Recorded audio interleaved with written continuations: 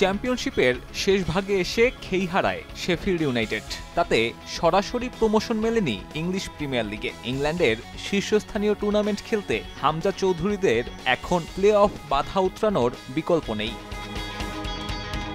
সে বাধা প্রথম দফায় দারুণভাবে উতরালো শেফিল্ড।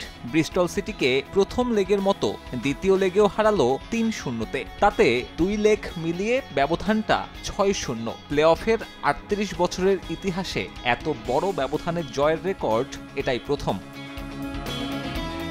রেকর্ড ভেঙে প্লে অফের ফাইনালে পৌঁছানো হামজাদের সামনে এখন প্রমোশনের অপেক্ষা। ওয়েম্বলির ফাইনালে নামার আগে ব্লেডসকে চোখ রাঙানি দিচ্ছে এক অপয়া রেকর্ড। ৯ বারের চেষ্টায় কখনোই প্লে অফের বাধা উতরাতে পারেনি শেফিল্ড ইউনাইটেড, যার মাঝে আছে ৪ ফাইনাল হারের ক্ষত। প্লে অফ ইতিহাসে এতবার ব্যর্থ হয়নি অন্য কোনো ক্লাব।